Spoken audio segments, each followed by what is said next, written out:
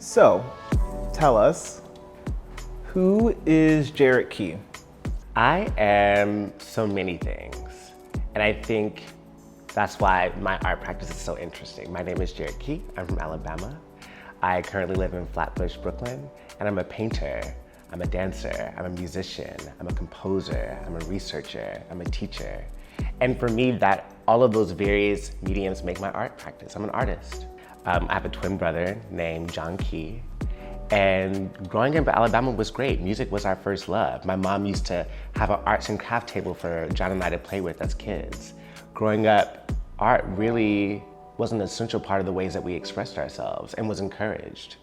You know, between that and singing in church and dancing in church and playing music in church and then dealing with my family and hearing stories from my grandmother, like all of these things, all of these like formative childhood experiences from Alabama sort of led me, you know, to really pursue art and to really like ask myself like, where is my family? What are the values of my family? What do we care about? What are the stories that we pass along to each other? How do the values that we have actually show up and protect each other? I think a lot about oral history. My grandmother always said, your hair is your strength. Don't cut your hair. And I thought, you know, where is that from? And I realized, oh, that's from the Bible. That's from the Samson and Delilah. And I was like, but my grandmother couldn't read. So how did she hear that story? Where did that, and how did I hear that story? When was the first time I heard her say that? So a lot of these things like my family, you know, music, art making, the rural South, like all these things really shape and inform the things I care about.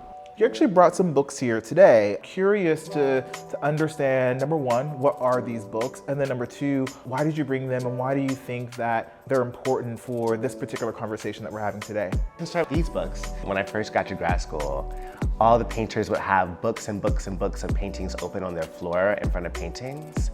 And I was like, why are y'all, you know, putting paint all over your books? And I realized that books with images are actually a huge, amazing resource that we can have. It's so easy to pull out your phone and like be scrolling, but to have an object in front of you that you can actually refer to is amazing. So this is one of these books, The Portrayal of the Negro in American Painting. The starting place, like I feel like I open this book, I look at more artists and then I'm on a journey. Like I'm gonna look up 10 more paintings they did. I'm gonna look up writings that people have about them. Like I just like this book as a kind of a guidepost for places to start. You talked a little bit about some of your work. I think you did these gorgeous, gorgeous sculptures called hot combs. Tell us a little bit about the performance of that particular body of work. I think about it in two ways. I think about it in terms of the process of me making them. So my dad's dad, was the fastest molder in Columbus, Georgia in the ironworks. So he worked in a foundry, my grandfather. As I was in the foundry and my dad randomly calls me, he's like, where are you? Why is it so loud? I was like, I'm in a foundry. He was like, did you know your grandfather worked in a foundry too? So suddenly the process of me even doing this labor is performing my family's history. And I learned about it because I did it. So I think that's one thing. I think also like, you know, the sounds that I make, I'm banging this metal, it's hot, I'm sweating.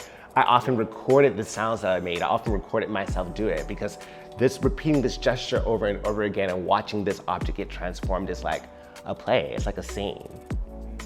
And I think outside of that, once the objects are made, these hot combs are actually, you know, these almost tall, figurative, mystical beings that stand up and look at you.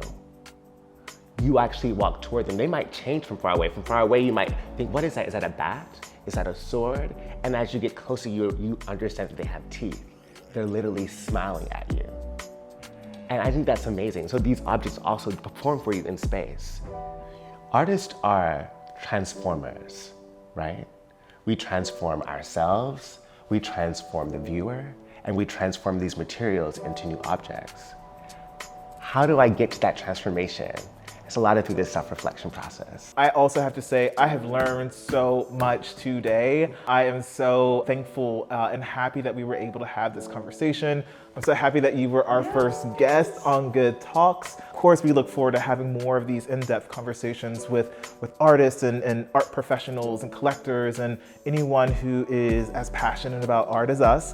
but I could not be more thankful and happy that I got to share this moment with you. And I am, again, so impressed with the circle of Jarrett's process. I'm going to take so much from that. I'm going to share so many of these conversations with artists as we continue to mentor them on their path to whatever success looks like as an artist. But I do appreciate you, and thank you so much for being here. Yes, thank you.